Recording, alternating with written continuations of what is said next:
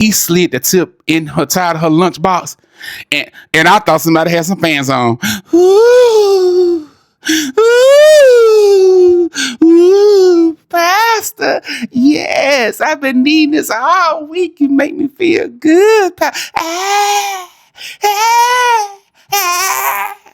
Do it for the hood folk. Yeah, yeah.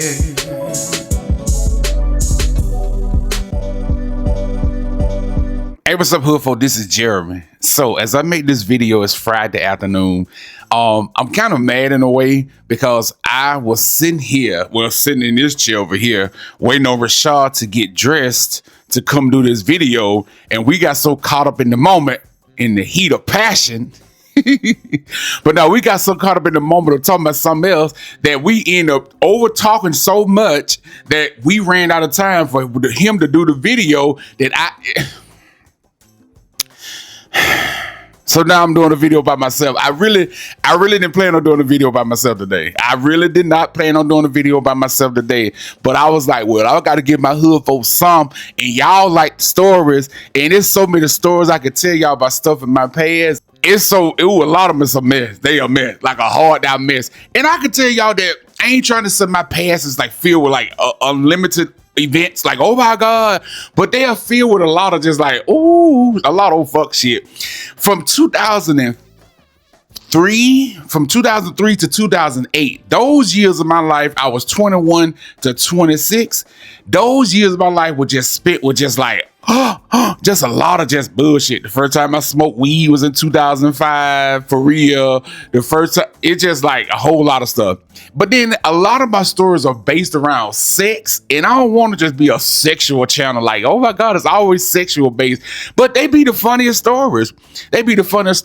So hood folk, I'm gonna tell y'all about the time I got a tongue ring, and then I'm gonna tell y'all another story about something that happened to me so outrageous that when you get to watching this video, you gonna be like,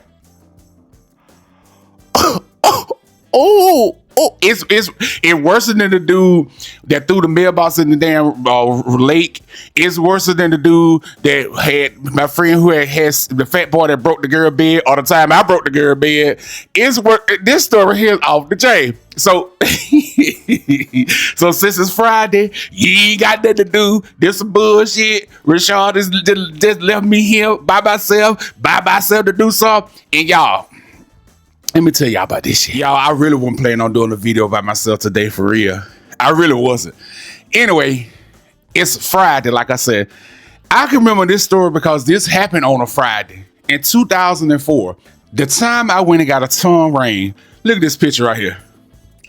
Y'all, in 2004, I was on one.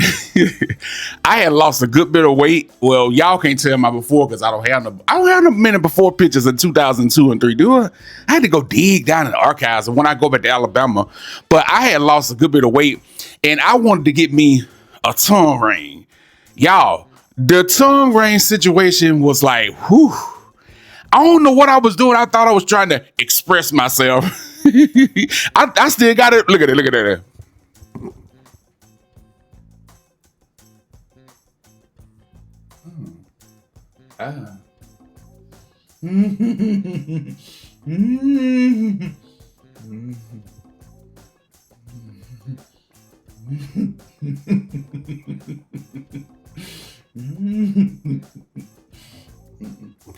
I could push this on through my tongue, but this is wood, a toothpick, and I ain't trying to be at the damn hospital with a splinter in my tongue, because I sure go to the hospital. That's some bullshit. Like, I was messing around with this little freakish, and they push the thing down, I do my tongue. You know, I'd be on some bullshit. But anyway, a week before, I was researching. Now, this was really before like the internet like we know it today. So I was on Wikipedia, Yahoo.com, just reading things on tongue rings, because I don't think it was many videos, or even if it was videos then, but I was asking questions for the few people that I knew had one in my area. And you know, they was like, it ain't that bad, whatever. I was calling different shops around my area trying to find information about tongue rings. So I was like, okay, cool, whatever. So it came Friday. Friday 2004. I don't know, was it October, November, or December? I just know I was off from work and it was cool outside. Cool. So I went to this shop outside of Birmingham, Alabama, and I went in there and they gave me this release form to sign. They gave me the whole spiel on how it's gonna be, how it's gonna feel or whatever. And this little Asian dude came out, had all these tattoos on his arm, had all these piercings all over his face. And I was like, oh my God, this dude is weird as fuck. So he took me in this room, and the room looked like a damn dentist office. He laid me back in this chair, and I was like, what the fuck is this, a dentist office? But he told me this is how the procedure gonna go.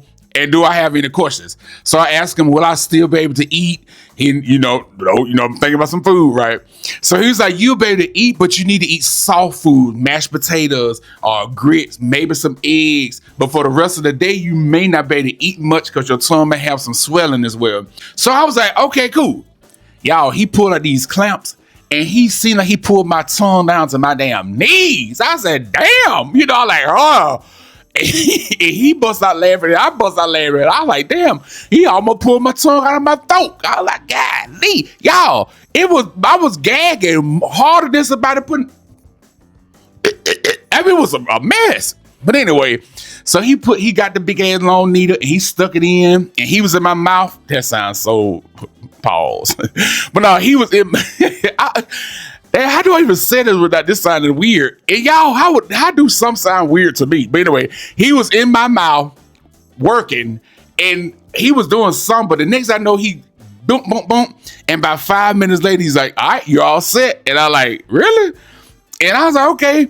So I got up, paid, and left. And I went and stopped and got me a couple of things from the store, and I'm on my way back home.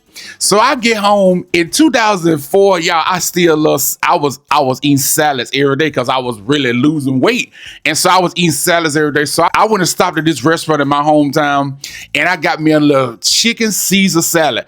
I don't know what they did this particular day, but they made that salad so big and good. Y'all know how they make those salads in the South. I don't know about nobody else, but you know how to make the salad. They put the iceberg lettuce down. Then you got a layer of eggs, a layer of chicken, a layer of cheese, a layer of pickles, and a layer of tomato. It's just like, oh man, and they don't use that, they don't use the big deli ham. They use a little sliced ham, and they be chopped it up into this. But this time they had used some chicken. It was a chicken salad. Bro. Y'all, Rashard keep calling me, talking about you recording the video. I'm like, well, bring your ugly ass in and join the video, then I could change the topic to something else. Anyway, like I was saying. But anyway, like I was saying. So I got my salad. I went home. I'm sitting at the table. And at the time, my tongue wasn't aching. It wasn't doing nothing. But I had fixed my salad up, got my little ranch dressing, and I had put one... I got my little salad, and I put one fork full in my mouth. Oh, God. Oh, my God. I don't know that damn salt from the salad and the ranch dressing activated the swelling. But after I put that one fork full in my mouth, it's like I had a whole golf ball in my mouth. My tongue was so swollen, it would hurt so bad, I couldn't eat that damn salad. And my sister, Cal, I ended up giving it to her. Ooh, buddy, this salad good. I like you, moose face motherfucker. Y'all, that Friday night, that tongue ring had my mouth so fucking swole. It hurt so bad. It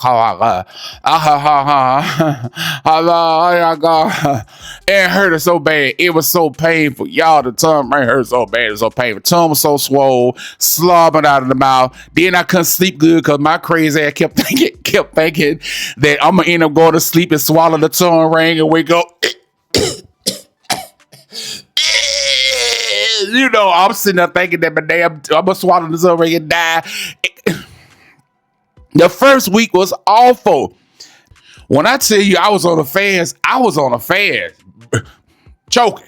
But that tongue ring, after I healed, that tongue ring was off the chain. A lot of people were interested in that. And mind you, I'm from a small town. So, you get a tongue ring. People like, buddy, what you doing with a tongue ring in your mouth? No, I take that back. Nobody called it a tongue ring. I take that back. I'm tripping. Buddy, what you doing with that earring in your mouth? people from the country is so crazy. I love it. I love it. I love it. But what you doing that earring in your mouth? But I notice a lot of people will always ask me what I'm doing with that earring in my mouth. And then at this time, I was singing a lot at different churches and stuff. And I used to be at church singing, singing all them gospel songs, that damn shit in my mouth. That was a mess. Now, that was a mess right there. Now, that was a damn mess right there. But a lot of people interested in that earring in my mouth. Did any of y'all ever get a tongue ring? And if you got a tongue ring, did it make you feel a certain way? And did you get it for what? I don't know why I got mine. Because if tongue ring, to this day, I don't know what the purpose of a tongue ring. Because I didn't get it for nothing sexually, because I wasn't doing that with a section like that. A lot of people were shady. Ooh, man, that in your mouth. And then I found a lot of weird people. When I say weird, like a lot of people that was curious, what that do, man? They say that shit. They say that shit get better head and stuff. I'm like, yeah, I heard, but I never know, or you'll never know from me. And I got offered to do a lot of, and I'm like, I ain't trying to do that. I didn't get my tongue ring for the sexually. I just got mine to be wild. Just like maybe for attention, maybe for. But what that in your mouth? Ooh, what's wrong with you? What kind of man? I was getting mine for that. I wouldn't get mine to blow on nobody lollipop. No, get that lollipop out of my face. It got residue on it.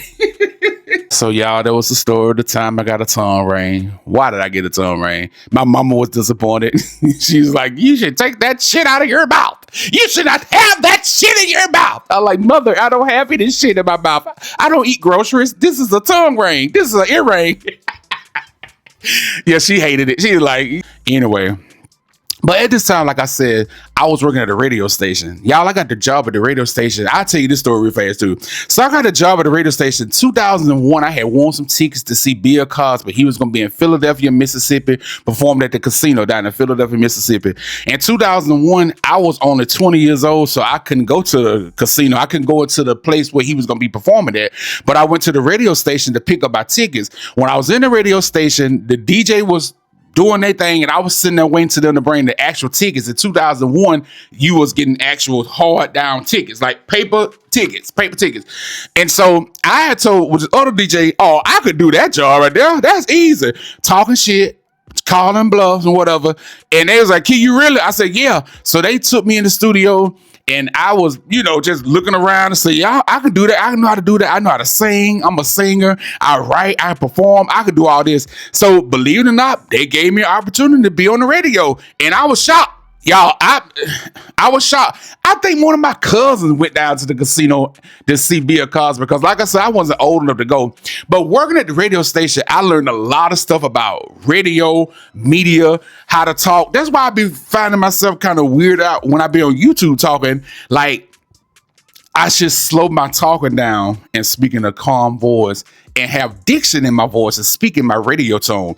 What's up, YouTube? This is Jeremy. You're watching my video that I'm doing a story time on about some shit that happened. Well, I can't say shit on the radio, say shit. And you don't say y'all on the radio. It's always you. You don't say y'all, because when you're on radio, you're speaking to one person. Even though you're speaking to the masses, it's supposed to be a personal conversation. What's going on with you today? What are you doing today? It's Friday afternoon. You're listening to my radio show. You're listening to my YouTube channel. Whatever. So. But when I get on YouTube, I find myself stuttering on my words or laughing so much and fucking up and stuff. So I learned a lot in radio. Now, I started off just being a board operator. The board operator is the person that just played the CDs. In 2001, it was not digital like it is today. You literally had to play the actual CD. And so I was just in there playing CDs, playing commercial breaks and that kind of stuff.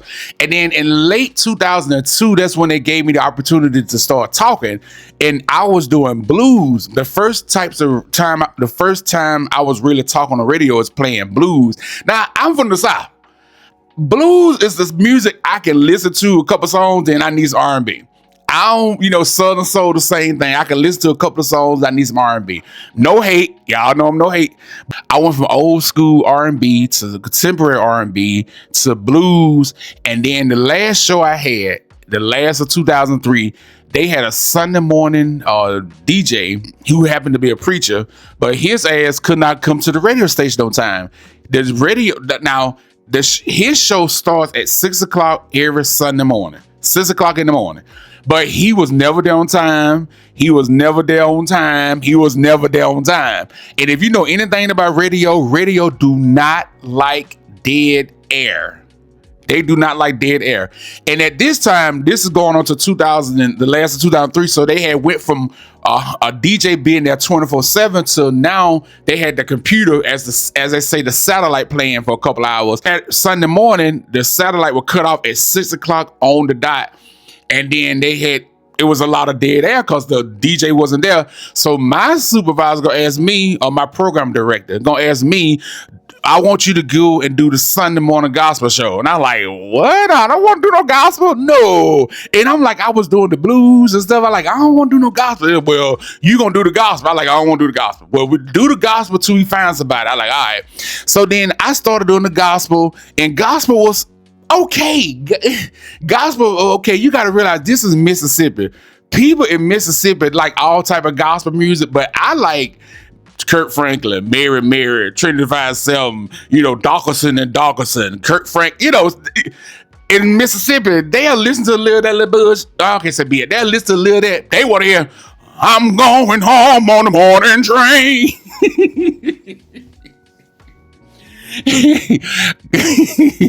I can't eat. Okay, I'm not going to sing. Folks in Mississippi, they want to hear traditional gospel. They want to hear the Mississippi Mass Choir.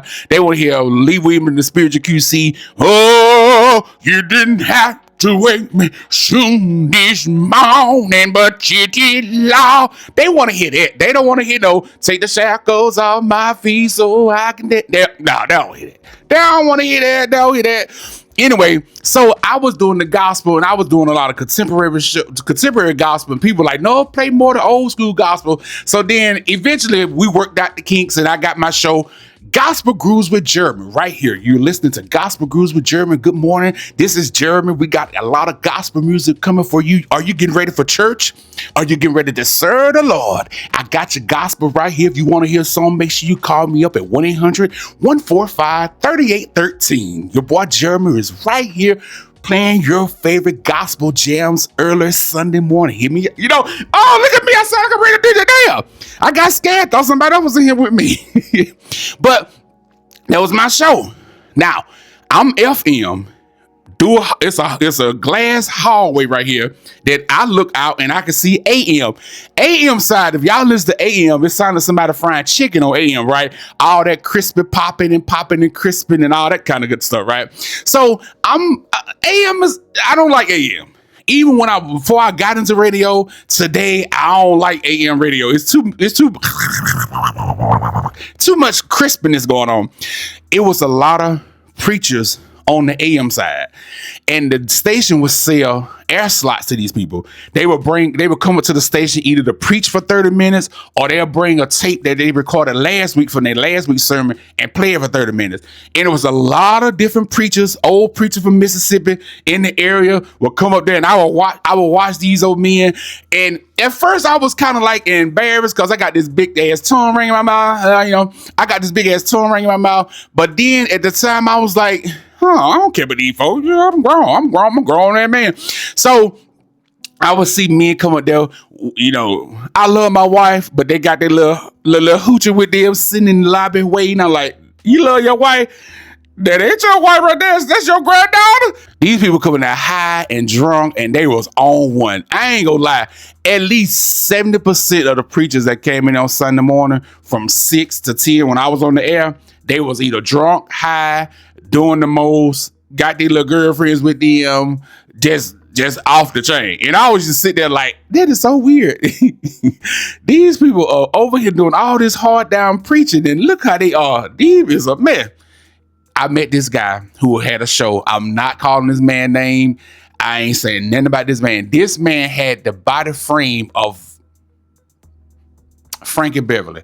I'm gonna put a picture of Frankie Beverly right here on the screen. He was in his late 50s, early 60s. And Frankie Beverly when he was living, he had a nice shape. This guy had the same type body frame, body complexion. He didn't look like Frankie Beverly. He had this look, he wasn't a bad looking guy at all, bad looking preacher at all. But he had the body frame of Frankie Beverly. So I mean, I'm 20 in 2003. This story will go down in 2003. 2003, I'm 21. He in his late 50s. Y'all, I like older people. Not like dating wise, but I like to be around older people because I feel like older people have more sense. They're not sitting around talking about how many put some rims on my car. I'm gonna go smoke this bitch out for looking at me. I got my jet. You know, goofy stuff. They talking grown for stuff. So I would watch him do his show. He would go over there and preach hard, and he'll bring the word, and he preaching that word. I said, look, he preached that word. I used to laugh at people a lot too. So he would come up, and then he'll sit in the studio with me on the FM side to watch me do my show. Now, while he watched me do my show, I'll be talking mess on the radio, cracking jokes. I'll be watching him killing himself laughing. He like, man, you are so funny. You energetic. You good at this job right here. And I appreciate that. Now, this is not a gay story. If you thinking this finna be a gay story, this is not finna be a gay story. Now, the lead up to the story will sound extremely gay, but it's not a gay story. Okay? Follow. So eventually we hit it off. We start talking a lot. He would come to the radio station every Sunday. He'll come in and sit with me for about 30, 45 minutes. We'll talk and we'll joke, and then he'll see the earring in my mouth. The earring. He like, yo, man, why you got that earring in your mouth? He even said earring. I said, it's a tongue ring. Well, I know what it is, but what that is in your mouth for? I said, help me lift up praises to the Lord. All right, praises to the Lord. So, one thing led to another, and we just started just talking. He was talking about the Lord. He was talking about Jesus, and then he was talking about the world. It was just a lot of good conversation, and I liked talking to him. And then he used to call me at home. I was talking on the phone to him and stuff, and it was just like a mentor thing. So one day, I'm at the radio station. I'm finna leave, and he had asked me, he said, what is your, I can't remember what the word he used. It's like, what is your poison? What is your ick? What is your, it's like, I don't like to use the word sin, but what is your thing? Everybody, even y'all watching this, I say y'all, I should still say you, even you watching this video, everybody have a poison, an ick. You have that one thing about you that most people in society were like, In my case, it's my sexuality, I feel. Most people thought I would say cussing and stuff, but no, it's my sexuality. That's the most smoke I get from people. How you gonna talk to anybody? You laying with a man. Is it yours? Ho? Is it your woman? Yeah. But anyway, he told me, come over to my house. Now, he said, come to my house when you get off at the shift. I want to show you something. Come to my house. Now, I ain't gonna lie to you. That first time he said, come to my house. I want you to come to my house when you get off. I'm serious. Come to my house. And then I'm like, okay. He said, I got something for you. And the first thought was, I don't want to go there. Number one, you too old for me. Like, I'm 21, you about 60, and he had gray hair. No offense to gray hair people. Shout out to the gray hair people. If you got gray hair, shout out to you. I hope you have a good day. I don't want gray hair. At 43, 53, 63, 73, 103. I don't like gray hair. Gray hair is very depressing to me. And I don't care nothing about, it's wisdom. Fuck that shit. I know people with gray hair that are dumber than a motherfucker. So they got nothing to do with wisdom. I don't want it. But anyway, so I get off at the radio station and I'm nervous. I had called him and I told him I'm on my way. So he told me, this is how you get to my house. You do this, you do that, whatever. And so I said, okay, cool. So you know how when you finna do something, maybe sexually, or you finna do something, you get that tingle all over your body. You be feeling that tingle go down your back. You get goosebumps and you feel like, oh shit. And then once part of you also be saying, I shouldn't do this, I shouldn't do that. And speaking of, the best sex that you'll ever have is when you fucking somebody you shouldn't be fucking. Oh my God, that's the best sex. That's the best. I get why people be cheating, because when you doing it to somebody you should not be doing, it be the best. Anyway, I'm not having the best sex ever because I'm being faithful. Gotcha. But anyway, so I pulled up to old buddy's house. He stayed in a decent neighborhood. And when I pulled up in his house, he opened the door and he handled this robe, this like green, like wife beater, and some like, I want to say navy blue boxer brief shorts, undershorts. And I can see that because how he was standing there. And so I'm in the car acting like I'm getting stuff and whatever. And I'm looking like, God, this is weird. I'm like, oh my God, this is weird. This is weird. You know what I'm saying to myself? I kind of don't want to do this. And I don't want to do this. I really don't want to do this. I mean, I kind of don't want to do this. And I kept telling myself, I don't know, do I want to do this? I don't want to do this. So they're like, come on, man, come on, get out, Jeremy, get out. So I get out the car, and as I'm walking to his porch, I can see his body shape. And like I said, I told you he made it like Frankie Beverly. And he is in good shape to be an old geezer. And I'm looking at him, he like, come on in, man, come on in, come on in. And I'm like, all right. So I get to the door and I'm looking at him, and it smells so good in his house. I love the smell of air freshener, like Febreze. It smells so good in his house. And I'm saying to myself, man, I kind of don't want to do this. And then what is this anyway? And in 2003, y'all, I really haven't figured out what I want to do. When I say I ain't know what I want to do, like sexually, I don't even know. I didn't know this, bottom, top, versatile, heterosexual, bisexual. I didn't know. So I'm like, I don't want to do. And I'm telling myself, maybe I could talk about it or whatever. When I walked in, I saw this couch. I looked over here, and that's when I saw the grandmama from the Fresh Prince of Bel-Air. Now, the woman that was over there, she was made up just like the grandmama from the Fresh Prince of Bel-Air. This lady right here, 100% made up just like her. That same big brick house ass, them little big titties. And I like, oh. And she was in her 60s too. And I like, oh. And by the way, he did know I was going both ways of bisexual, my sexual identity. He knew this. Okay, you got that. Okay, so when I saw her with her little, she had on her little robe and some little panties, and then so my mind was like, oh my God, this man is finna make me have sex with this old woman to make me straight. This man finna set this up for me to have sex with this old 60-year-old woman to make me 100% heterosexual. And I was like, oh my God. And he said, go sit down.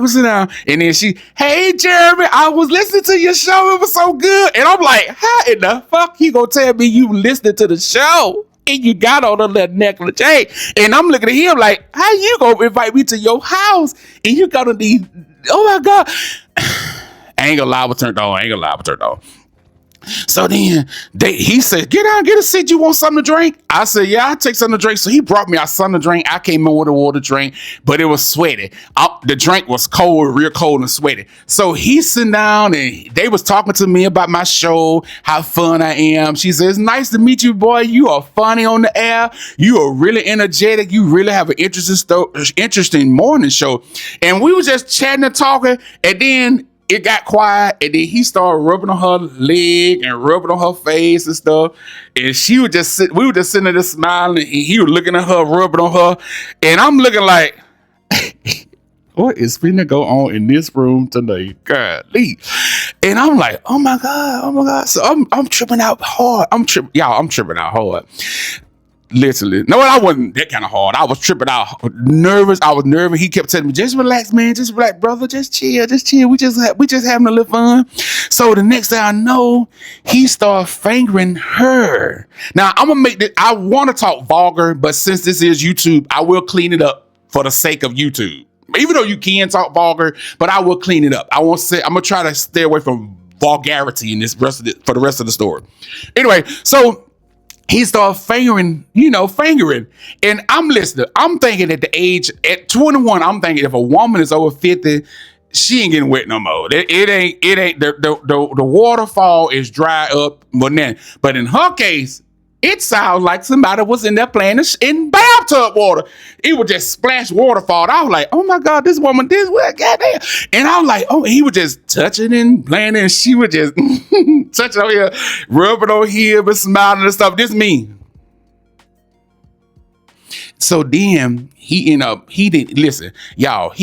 pulling them big on panties to the side, and I saw one of the most fattest, biggest cats.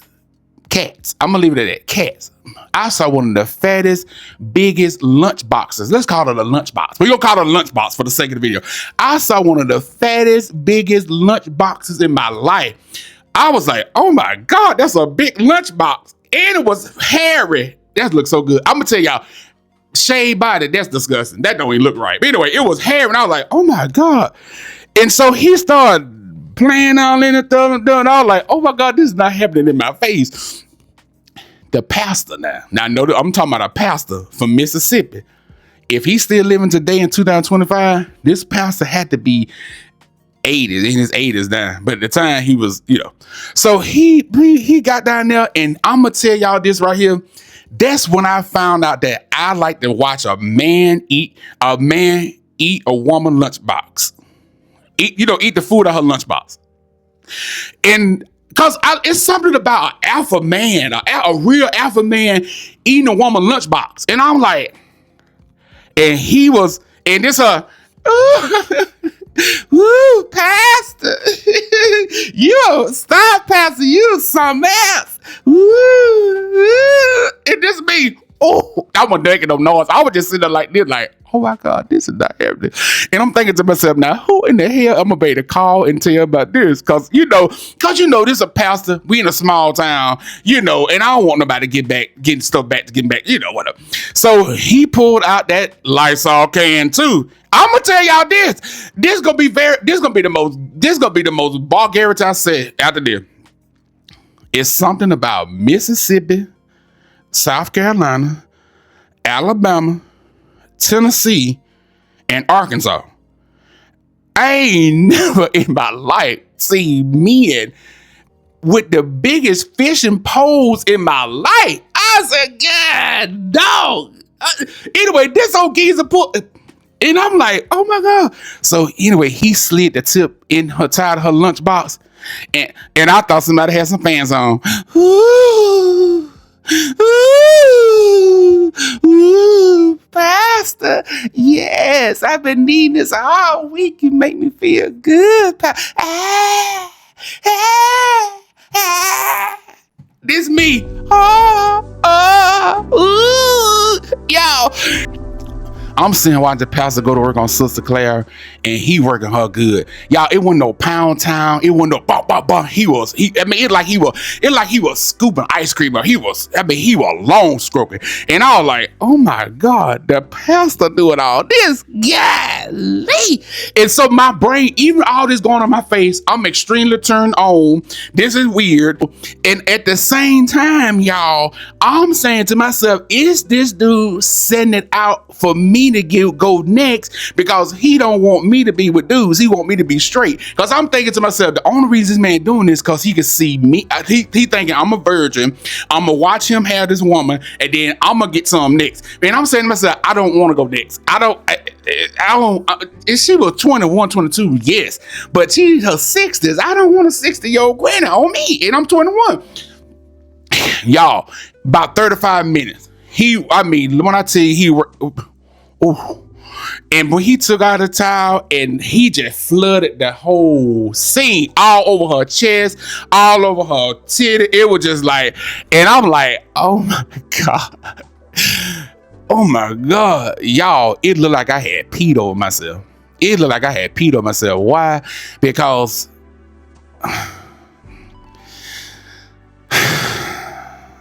just know, I leave it at that. It like I had peed on myself because my elevator was at the top floor, and it was trying to go higher and higher, and it was having a hard time. Read between the lines. I'm trying to make this cleaned up. So if I was on a real channel, I would just let off. But since we trying to clean it up, y'all, when I tell you the pre, it was leaking like a wet faucet. I was so turned out. I was like, golly. So after that, she went in the bathroom, cleaned herself off, and then she said, well, I'm finna go get ready for service. Pastor, you know how to do it. Jeremiah Georgia show is nice meeting you, and I hope to see you again. This woman had talked to me like we had just had a damn interview finna buy some Avon or something. This woman, I was looking like, and so he went and washed himself off and came back and sat down. You all right? And I was like, oh my God, what was this? He said, you all right? So the pastor, I'm gonna say ick. My ick was I'm bisexual. I like both men and women. His ick, he liked people to watch him do it. He loved for people to watch him do it. That's his thing. He want people to watch him do it, and that gets him off. And I'm like, y'all, I was turned out. And that kind of confused me more, because as I was watching that, it's like I wanted both. It's like I was turned on by both. I was turned on by Sister Claire, and I was turned on by the pastor, and I was like, I want both. So eventually, I would go to his house a good bit. When I would go to the radio station, I would leave the radio station, and I would go to his house, and this other second one, he was doing about 4 or 5 different women out of his church. That was the weirder thing. Like, these are church women in it. The pastor be doing the women in the church. That's why I don't pay people no attention when they come to me and tell me, you living with a man, you need to get in the church. Please, that was the most sinners at the church. But this second woman he did. He had same routine. I left the radio station. I came to his house. I get to his house. He opened the door for me. He got on these boxer briefs, sitting nice. I'm looking at his body like, that's a nice body, but I mean, he told over me. And I go in, and he had this fat woman in there. She was this was a double wide trailer right here. She was made up. she was a big one. Anywho, this woman, she was Y'all, I want to make sure I don't talk too much. I ain't gonna talk too much. Anyway, all I know is she was married and her husband couldn't perform no more. And the husband kind of knew what was going on with, he kind of knew what was up because he had some health issues that stopped him from being able to perform. Anyway, I'm sitting on the house. I'm in this man's house. He had a real nice couch in his living room. That's where I sat. And then he had like this other couch that was just raggedy. And I guess that was called the sex couch. I'm sitting on the couch. This big girl, she got up and he got behind her. He behind her. She looking at me and I'm looking at them like this and I'm smiling. And he winding up behind her and rubbing all up on her and stuff. And then he sat on the arm of the couch and she had turned around butt naked, nothing on, birthday suit naked. He sat on the couch and then he had started, y'all, I can't tell this story without going too vulgar, but he was, doing all this up inside of her lunchbox. And she was carrying on and stuff. But what was the thing that turned me on the most is he was sitting on the couch, right? She had stood up over him and she had put one leg up on the arm of the couch. And he was, like I said, he was doing this to her club and stuff. So she was sitting there just carrying on or whatever. And then he started, eating the food in the lunchbox. He was eating the food in the lunchbox. And again, here come that damn fan. What's up with that fan? Ooh, pastor. Ooh. I'm like, this man make these women sound like damn Wonder fans and shop fans and stuff. Ooh. And for some reason, what turned me on the most was he had got up on the arm of the couch and she just some kind of like scooped down on him and he was just humping this. And bruh, dude didn't even last 3 minutes with this woman. 3 minutes later, sprayed the whole room. And I was like, God damn. And y'all, I'm sitting there again, feeling like I was turned out. And I was like, golly, this is hot as fuck. I witnessed this about 12 or 13 times.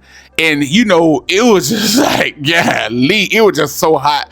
But he would always give me a towel and say, if you decide that you want to rub one out, use this towel. Don't rub nothing off on me. And don't do it on my couch. You do it on this towel. But he made it clear that he was not into men. He made it clear that he was not into dudes. He made it clear that he did not have no interest in messing around with a man at all. And I was just so turned out. But what was tripping me out the most was when I was at the radio station doing my show and I saw him do all this preaching and then at the same time to go to his house and see how he would have these women turn. Listen, this man would turn these women out. The church women are the freaks. The older church women are the freakiest. These women were going into the pastor study and he was studying on their ass and I was sitting there saying, golly, whew. Golly. Y'all, I'm tripping. Y'all see my energy in the chain? I am more than that motherfucker. I know, my God. Y'all, I'm going through. Y'all, I'm telling you, I am up again at the penthouse. Rashard, where is you at? I should have told this story. God damn. But anyway, y'all, all I want to say is that from the age of 21 to 24, I met Rashard. I met a lot of interesting characters. That's one of the most buckwild stories I ever went through in my life. And like I said, I wish I could still see old Pastor now. I wonder will he remember this if he's still living. I can't say his name because he might have family members or it might be like, he was doing that. oh, you know, and he was bringing the word, and he was bringing the word, and his word started with a D, and his word ended with a K. That coochie, the K is the coochie. He was anyway, here, folks. I hope y'all enjoyed these stories, and I hope y'all have a good Friday. Thank y'all for watching the video. Like, comment, and subscribe. And remember, get with somebody that make you sound like a fan. Woo! Woo! Woo!